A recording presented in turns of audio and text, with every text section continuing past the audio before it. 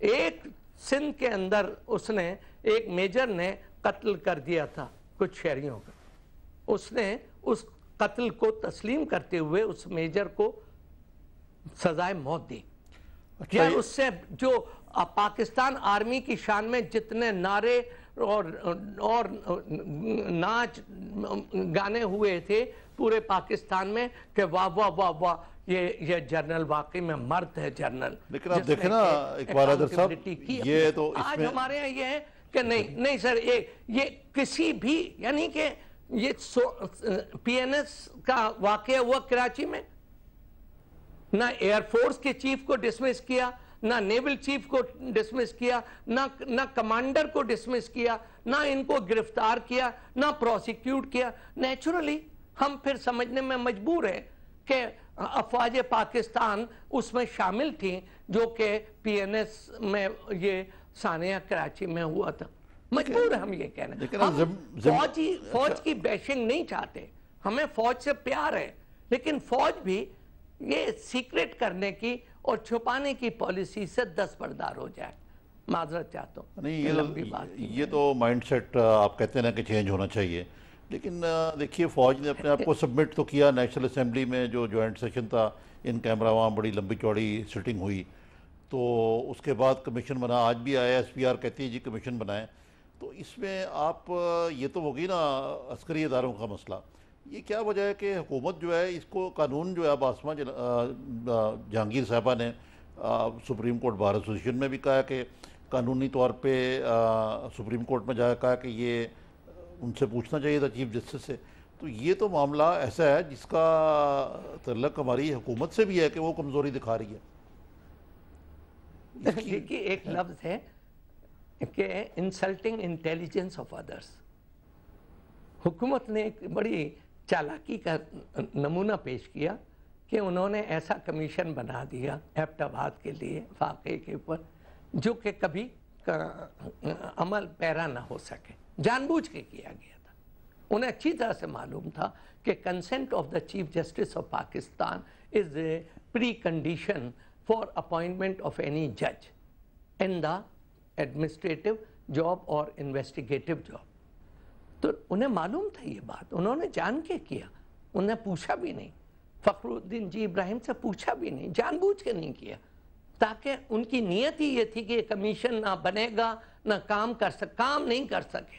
اور پھر میں دعا کرتا ہوں کہ اگر اول تو مجھے کمیشن سے کوئی امید توقع نہیں ہے کیونکہ اس کی رپورٹوں پر عمل نہیں ہوتا۔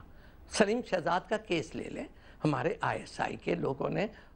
بالکل انہوں نے اس کے اوپر اپنی دیانتداری سے ایک بیان دیا کہ اس کا ان سے تعلق نہیں ہے، اس کے قتل سے آئی ایس آئی کا۔ میں تسلیم کرتا ہوں ان کے الفاظ کو، لیکن آئی ایس آئی جتنا بڑا ادارہ ہے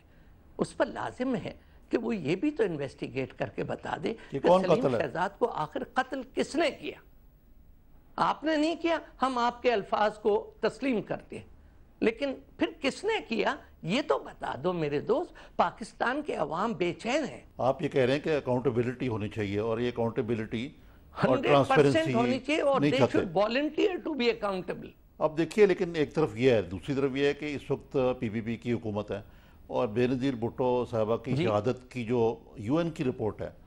اس پہ عمل درآمد تو کجا اس کو بھی عام نہیں کیا گیا، بلکہ اس بار سینٹرل ایگزیکٹو نے فیصلہ کیا کہ اس کو بھی خفیہ رکھا جائے۔ تو اس کی کیا وجہ ہے کہ آپ کی حکومت ہے اور آپ اپنی ہی لیڈر کی جو ہے شہادت جو ہے اس کی تہ تک نہیں پہنچ رہے؟ وہ بھی وجہ بھائی اس لیے دیکھیے میں ایک حکمرانوں کو خبردار کرتا ہوں، آپ اگر کسی چیز کو چھپائیں گے تو پھر آپ قاتلوں میں شمار ہوں گے۔ اگر آپ قاتلوں کے خلاف کسی سالڈ انویسٹیگیشن کو بھی روکیں، اور اگر انویسٹیگیشن ہو تو اس کے اوپر عمل درآمد کو روکیں، تو ضرور کچھ دال میں کالا ہے۔ تمہارے ہاتھوں پر بھی خون کے چھینٹے ہیں، تو یہ کیوں کرتے ہیں؟ جس سے کہ ہم مجبور ہوتے ہیں کہ آپ کی نیتوں پر اور آپ کے کردار پر شک نہیں بلکہ باوثوق طریقے سے کہہ سکتے ہیں کہ جو شخص بھی قاتلوں کو چھپائے گا وہ قاتلوں کا ساتھی ہے۔ میرے تو سادہ لاجک یہ ہے، اس لیے میں اکاؤنٹیبلٹی بے رحمانہ طور پر بے رحمی کے ساتھ اکراس یہ جو سیکریٹ کاؤس کا کانسیپٹ ہے، خدا را اس سے ہمارے افواج پاکستان کے اداروں کا وقار خراب ہو رہا ہے۔ سیکریٹ کاؤ کوئی نہیں ہونا چاہیے، سب پر ایک قانون کا عمل درآمد ہو۔ عارف خدا کی قسم ہماری افواج کے پاؤں کو چومیں گے، ہمارے عوام اتنا ان سے پیار کرتے ہیں، لیکن جب ہم دیکھتے ہیں کہ این ایل سی کے واقعے پر بھی کوئی عمل درآمد، سانحے پر بھی کوئی عمل درآمد نہیں ہو رہا، کسی بھی اتنا بڑا واقعہ ہو گیا پی این ایس مہران کا، اتنا بڑا not a single head was rolled. لیکن اقبال حیدر صاحب، سیکریٹ کاؤز تو شروع سے ہی چلے آ رہے ہیں پاکستان میں، وہ چاہے عسکری اداروں میں ہوں یا ہمارے سویلین اداروں میں ہوں، تو یہ جو فیوڈل اداروں میں بھی فیوڈل اداروں میں ہوں، ہم مائنڈ سیٹ جو ہے وہ تو چینج نہیں کر پا رہے۔ تو اس کے لیے اگر کمیشنز بن بھی جاتے ہیں تو آیا یہ بتائیے کہ ان کے لیے جو ٹی او آرز ہیں ان کے، ان میں جب تک کوئی کلیدی چیز نہ ڈالی جائے تو ان کا فائدہ بھی ہے ان کمیشنز کا، اور یہ جو موجودہ ماحول ملک میں بن گیا ہے، میرے تو خیال ہے کہ یہ سلیم شہزاد کا کمیشن ہو یا یہ ایبٹ آباد والا کمیشن ہو، یہ بنانا ہی پڑے گا ان کو۔ نہیں، جتنا ڈیلے کریں گے اتنا بدنام ہوں گے، میرا تو یہ کہنا ہے۔ ہاں، ٹی او آر پر آپ نے وجہ طور پر اپنی تشویش، اپنے اہمیت پر زور دیا۔ کیا ٹی او آر ہیں اس پر سے ڈیپینڈ کرتا ہے کہ کس قسم کا کمیشن کے نتائج حاصل ہوں گے، ایک بات۔ دوسری بات یہ کہ کمیشن کی کارروائی کیمرے میں نہیں ہوگی، اوپن ہوگی، جس میں تمام پبلک بھی اور جرنلسٹ بھی اس کو آبزرو کر سکے۔ تیسری بات کہ کمیشن کی رپورٹ جس دن صدر مملکت یا پرائم منسٹر کو پیش کی جائے اسی دن پبلک کو بھی ریلیز کی جائے۔ یہ بات غلط ہے۔ ہم نے اپنی رپورٹ، کمیشن بنایا، کمیشن نے ابھی جیسے کوئٹے میں ہوا، کمیشن کی رپورٹ جو ہے چیف منسٹر صاحب کے ڈیپ فریزر کے اندر پڑی ہوئی ہے۔ بہت شکریہ اقبال حیدر صاحب آپ کا۔ عارف صاحب، اقبال حیدر صاحب تو کہہ رہے ہیں کہ حکومت جتنا ڈیلے کرے گی کمیشن بنانے میں اتنا بدنام ہوگی، لیکن حکومت کو دیکھ کے یہ لگتا ہے کہ وہ یہ سوچتی ہے کہ بدنام جو ہوں گے تو کیا نام نہ ہوگا؟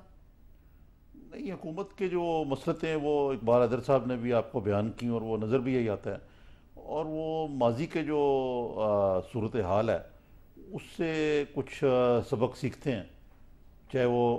یہ بحث ہو سکتی ہے کہ یہ غلط سبق ہے یا صحیح سبق ہے۔ وہ یہ ہے کہ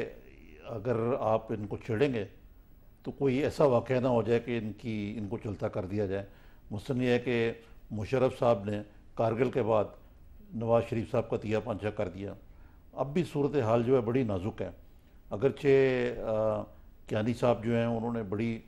کلیئرلی یہ کہا ہوا ہے کہ وہ سویلین گورنمنٹ جو ہے اس کے معاملات میں کوئی فوج مداخلت نہیں کر رہی، اور سویلین حکومت سے وہ گائیڈنس بھی لینے کے خواہش مند ہیں، لیکن حالات جو ہیں جو اس نہج پہ جا رہے ہیں، یہ حکومت جو ہے بہت محتاط طریقے سے چل رہی ہے۔ اچھا، پاکستان میں پہلا جو پولیٹیکل مرڈر ہوتا ہے لیاقت علی خان صاحب کا، کوئی کمیشن نہیں بنتا، کوئی انکوائریاں نہیں ہوتی، تو کیا اس وقت کی حکومت بھی اس قسم کی مصلحتوں کا شکار تھی؟ یہ جیسے اقبال حیدر صاحب نے کہا کہ sweeping the reality under the carpet, یہ شروع سے ہی معاملات ایسے رہے ہیں۔ انہوں نے تو قائد اعظم کے دور سے بات کی، آپ دیکھیے اوجری بلاسٹ میں ہزاروں لوگ مارے گئے، اتنا نقصان ہوا، آج تک نہیں پتہ لگا کہ وہ وہاں کیا سٹور کیا ہوا تھا، کس نے کیا، انسائیڈ جاب تو نہیں تھی۔ بالکل سر، 1000 سے زائد لوگ خود ضیاء الحق کی جو اسیسنیشن کہہ لیں یا حادثہ کہہ لیں، وہ کیسے رونما ہوا وہ ہمیں نہیں پتہ آج تک۔ تو یہ تو پاکستان میں تو اسی لیے ہم اپنی سمت نہیں متعین کر سکے کہ ہم نے اپنا کبھی محاسبہ کیا ہی نہیں۔ سر، ایسا تو نہیں ہے کہیں کہ اتنے بڑے بڑے واقعات ہوئے، کبھی کوئی انکوائریاں نہیں ہوئی، کبھی جو حقائق ہیں وہ عوام کے سامنے نہیں آئے؟ یہ باتیں تو نہیں ان گورنمنٹس کو بھی اور سب لوگوں کو ایک حوصلہ دیتی ہیں کہ کچھ ہوتا تو ہے نہیں کسی بھی واقعے کے بعد، تو چلو چلنے دو جیسے چلتا ہے؟ نہیں، یہ دیکھیے، یہ تو اس کو آپ یوں لینا کہ یہ جو کوئی بھی اکاؤنٹیبلٹی کے لیے تیار نہیں ہے، تو حکومتیں جو ہیں وہ سمجھتی ہیں کہ جی آپ لوگوں کو جو مرضی کہتے رہیں وہ مان لیں گے، لیکن اس وقت ملک کے اندر ماحول بدل چکا ہوا ہے، اور وہ ماحول یہ ہے کہ جیسے نواز شریف صاحب نے صحیح کہا اگلے روز سیفما میں کہ 1911 نہیں ہے، 2011 ہے، کہ عدلیہ جو ہے وہ انڈیپینڈنٹ ہے اور وہ اپنے آپ کو اسرٹ کر رہی ہے۔ اسی طرح جو میڈیا ہے اب یہ لوگ کہتے ہیں کہ جی کیوں شور مچ رہا ہے، پہلے بھی جرنلسٹ کے ساتھ ایسے ہوتا رہا ہے اس ملک میں، قتل کیے جاتے رہے، اب کیوں اتنا شور ہے؟ اس لیے کہ ایک نیا شعور، ایک نئی آواز جو ہے وہ صحافیوں میں آ گئی ہوئی ہے، اور وہ اپنے آپ کو اس کا اظہار بھی کر رہے ہیں اور بلا خوف و جھجک کر رہے ہیں۔ اچھا نظامی صاحب، آپ نے اوجری کیمپ کی بات کی، ضیاء الحق کے جو طیارہ کریش ہوا تھا اس کی بھی بات کی آپ نے، تو یہ جو کارگل کا واقعہ ہوا تھا اس پہ کسی کمیشن کی ضرورت نہیں تھی، کسی تحقیقات کی ضرورت نہیں تھی؟ دیکھیں اس میں تو نواز شریف صاحب جو ہیں انہوں نے گئے کلنٹن صاحب کے پاس اور انہوں نے کہا کہ جی دیکھیے آپ یہ ہماری جان چھڑائیں، ایک فگ لیف دیں جس کے ذریعے ہم، اور آپ اس میں کشمیر کا ذکر بھی ڈال دیں جو اعلان ہے۔